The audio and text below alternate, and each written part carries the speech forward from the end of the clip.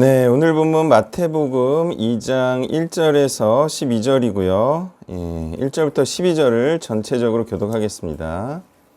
헤롯 왕 때 예수께서 유대 베들레헴에서 나심에 동방박사로부터 박사들이 예루살렘에 이르러 말하되 유대인의 왕으로 나시니가 어디 계시냐? 우리가 동방에서 그의 별을 보고 그에게 경배하러 왔노라 하니 헤롯 왕과 온 예루살렘이 듣고 소동한지라. 왕이 모든 대제사장과 백성의 서기관들을 모아 그리스도가 어디서 나겠느냐 물으니 이르되 유대 베들레헴이오니 이는 선지자로 이렇게 기록된 바 또 유대 땅 베들레헴아 너는 유대 거울 중에서 가장 작지 아니하도다 내게서 한 다스리는 자가 나와서 내 백성 이스라엘의 목자가 되리라 하였음이니이다. 이에 헤롯이 가만히 박사들을 불러 별이 나타난 때를 자세히 묻고 베들레헴으로 보내며 이르되 가서 아기에 대하여 자세히 알아보고 찾거든 내게 구하여 나도 가서 그에게 경배하게 하라. 박사들이 왕의 말을 듣고 갈새 동방에서 보낸 그 별이 문득 앞서 인도하여 가다가 아기 있는 곳 위에 머물러 서 있는지라. 그들이 별을 보고 매우 크게 기뻐하고 기뻐하더라. 집에 들어가 아기와 그의 어머니 마리아가 함께 있는 것을 보고 엎드려 아기께 경배하고 보배압을 열어 황금과 유향과 모략을 예물로 드리니라. 그들은 꿈에 헤롯에게로 돌아가지 말라 지시하심을 받아 다른 길로 고개 돌아가니라. 네, 아멘. 자, 이미 앞에서부터는 그 다윗의 후손으로 오신 분이기도 하고 또 처녀가 성령으로 잉태한 분이기도 하고요. 또 누가복음에는 마리아가 엘리사벳을 방문했을 때 복중에 있던 세례 요한이 뛰놀았다는 내용들이 있었어요. 자, 근데 여러분 이게 뭐냐면 그 구약에서 예언된 메시아가 이렇게 왔다. 그리고 예수님 메시아가 오시기 전에 광야에서 외치는 소리로 세례요한이 먼저 있었다. 그죠? 이런 내용이죠. 뭐 오늘 본문도 그런 내용이고 어제 본문이었던 이 내용도 그런 내용이에요. 근데 여러분 정작 우리에게 중요한 게 뭔지 아세요? 이제 구약에 이렇게 예언돼 있었잖아요. 그럼 메시아가 오셨어요. 근데 이 사람들도 마찬가지고 이때 마태복음을 보고 있던 사람들에게도 마찬가지고 근데 이 사람들과 우리는 좀 다르죠. 우리는 구약에 예언된 메시아가 맞느냐 안 맞느냐 우리에겐 이게 중요한 게 아니죠. 사실상. 그러면 이렇게 시끌벅적하게 태어난 예수님이 여러분에게는 어떤 분이라는 게 중요한 것 같아요? 예수님이 어떤 분이길래 우리는 믿느냐 하는 거예요.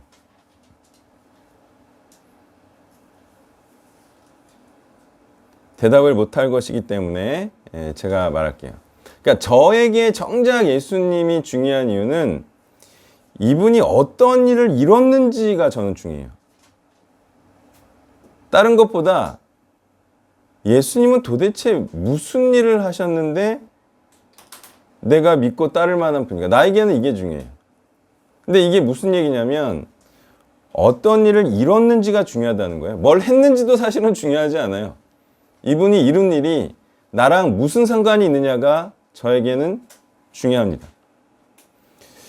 어떤 신학자인지 목사인지 하는 분은 세상에 어떤 신이 사람을 위해 십자가에 달려 죽으시는가 라면서 그래서 자신은 기독교를 믿는다고 말했지만 전 좀 성향이 다르죠.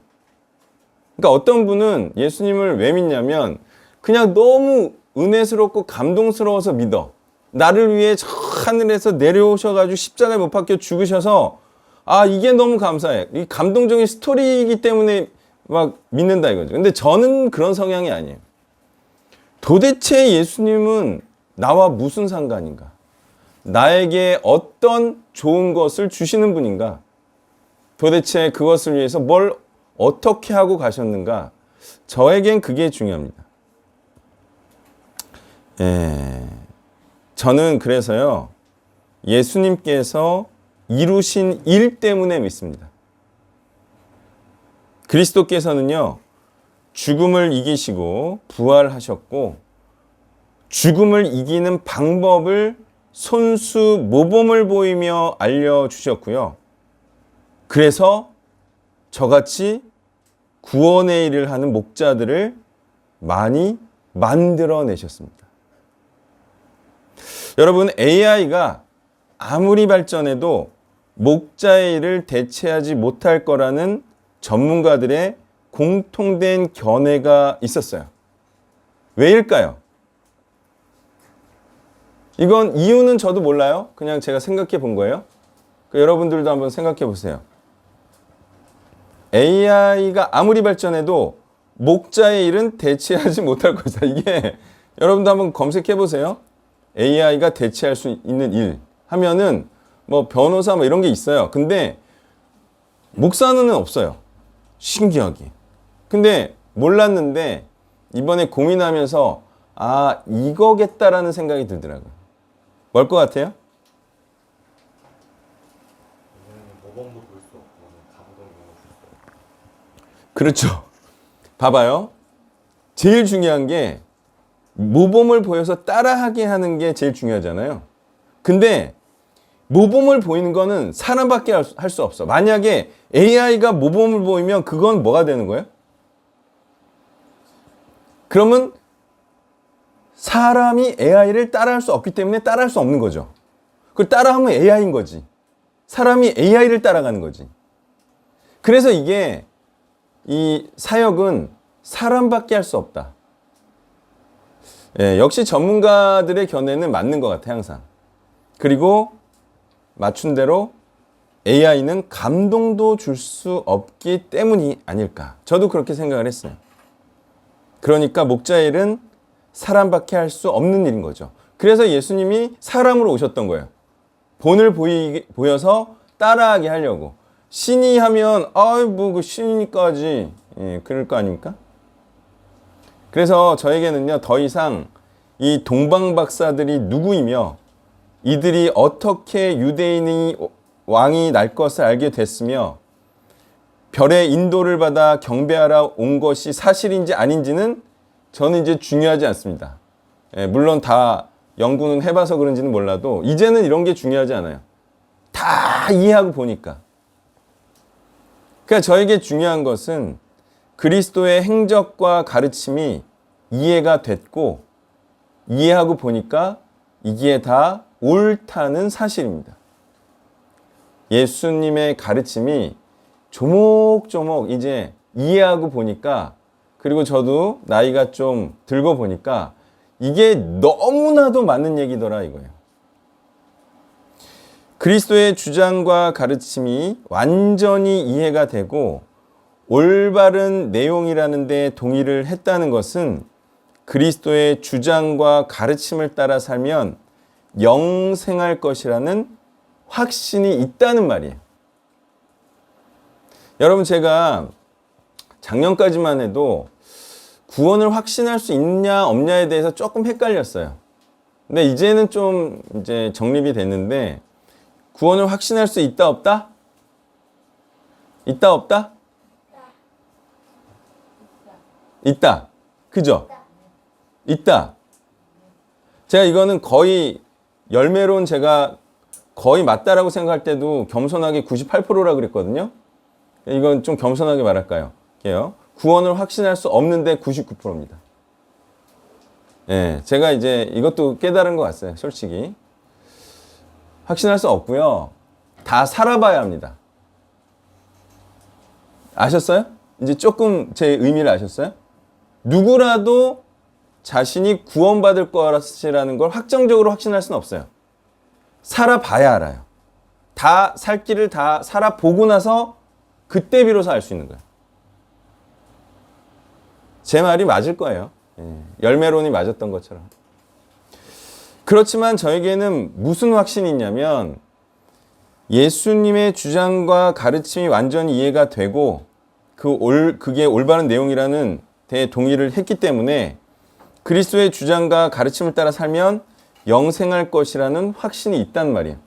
전제가 뭐예요? 제가 예수님의 가르침을 따라 끝까지 충실하게 살면 제가 영생할 것이라는 확신이 있다. 이런 뜻이에요. 무조건 제가 구원받을 것이라는 확신은 저도 없어요. 예, 전제가 있다는 거예요.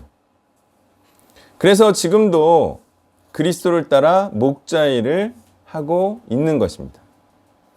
많은 사람들을 올바른 대로 돌아오게 한 자는 별과 같이 영원토록 빛날 것이기 때문입니다. 자, 또 본문을 보면요.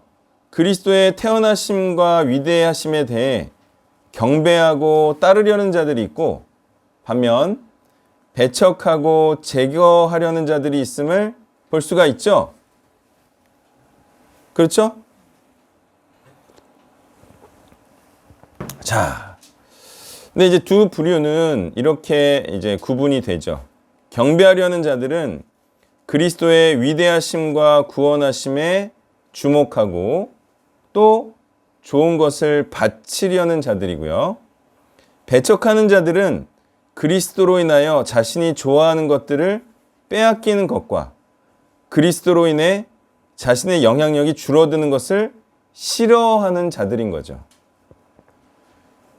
그리스도는 이 세상에서 좋은 것들이나 기득권이나 영향력보다 더 좋은 영생과 죄에서부터의 탈출을 의미하는 구원을 주시려는 것이지만 세상의 좋은 것들을 놓으려 하지 않는 자들은 그리스도가 세상에 좋은 것들을 주시는 분으로 만들면서까지 참 그리스도를 배척하고 있는 거죠. 우리는 그리스도를 어떻게 경배해야 할까요? 우리의 가장 좋은 것들을 그리스도께 드려야 할까요? 안 드려도 그리스도를 주로 섬기는 자일까요? 교회에도 보면 그런 두 부류로 나뉘죠? 예, 어떻게 해서든 드리려는 자들이 있고 어떻게 해서든 달라고 하는 자들이 있고, 그죠? 예, 그렇게 나뉘듯이 경배하려는 자들과 빼앗기지 않으려는 자들로 나뉜다 이거예요. 근데 빼앗기지 않으려고 하고 세상에 좋은 것들을 가지려고 하는 자들은 사실은 그리스도를 배척하는 자들이다. 말씀을 정리하면요. 그리스도는 여러분에게 무엇을 주신 분인가요? 저에게는 목자가 될 수 있도록 모범을 보이신 분이에요. 저에게는 이게 가장 큽니다. 제가 달려갈 길과 사명을 주신 것, 삶의 의미를 주신 것, 저에게는 이게 가장 크거든요. 예.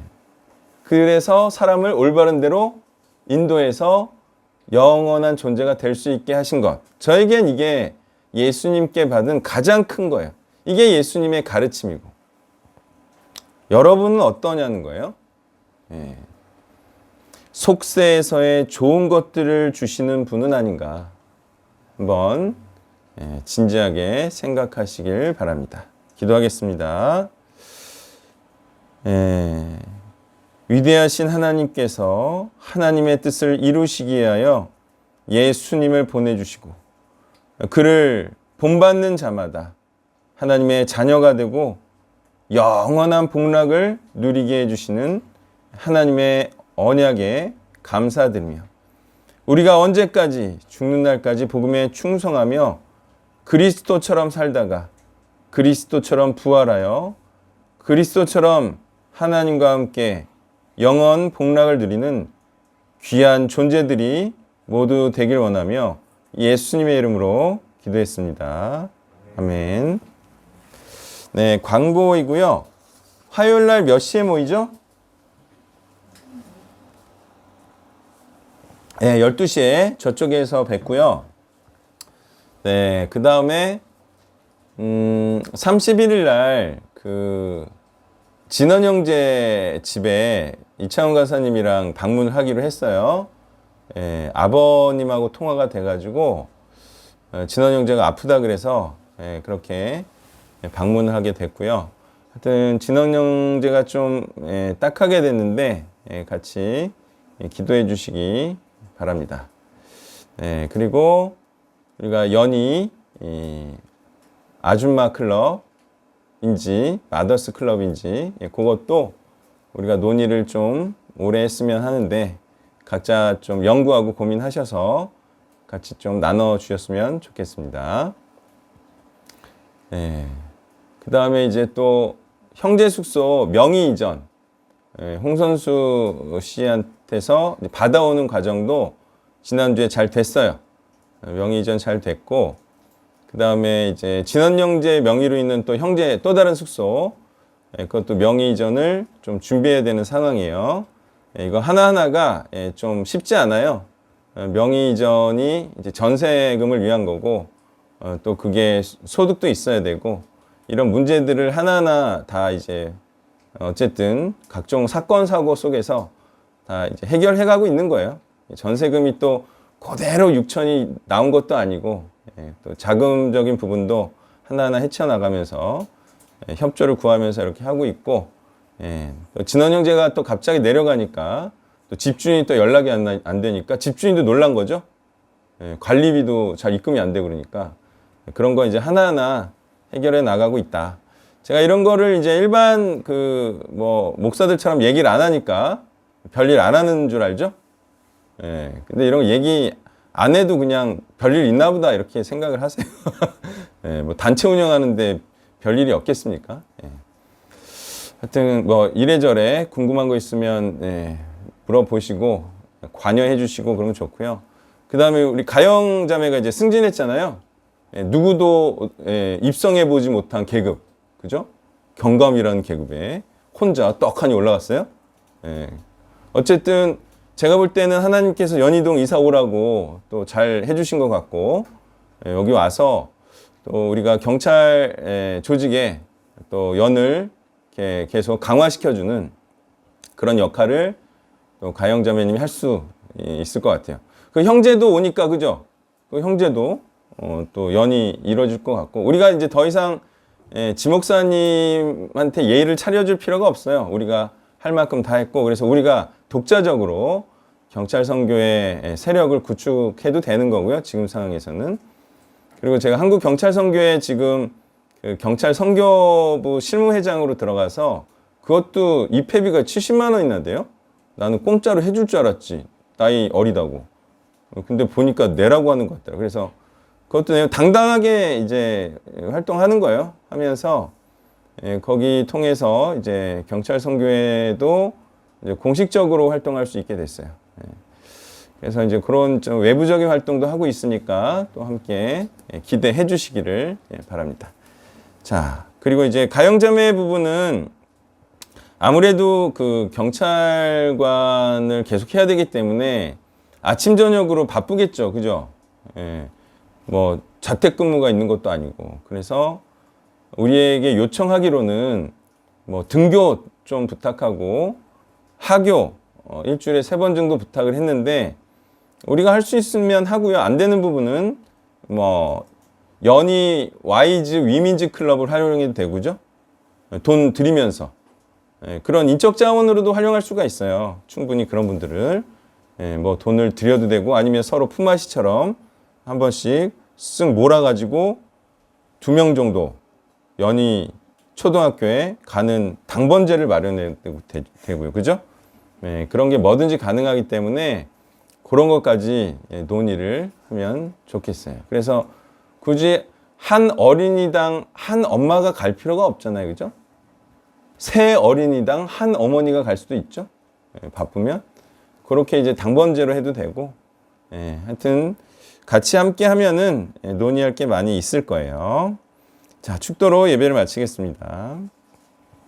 이제는 죽음의 권세를 이기시고 참 영생의 길은 죽음을 두려워하지 않고 하나님의 길로 나아가는 것임을 우리에게 손수 모범으로 보여주신 예수 그리스도의 은혜와 독생자 아들을 희생시키시며 참 사랑은 가장 소중한 것을 내어주고 희생하는 것임을 우리에게 보여주신 성부 하나님의 사랑과 이제 그 무엇보다 값진 이 복음을 세상 모든 민족과 사람들에게 나눠주고 그 혜택을 보기를 원하는 성령의 역사하심이 이제 우리도 하나님들의 소망과 뜻을 따라 우리의 소중한 모든 것을 드리고 하나님의 뜻을 이루고자 하는 이곳에 있는 온 세대 교인들 머리머리 위에 이제로부터 영원까지 함께 계시기를 간절히 축원하옵나이다.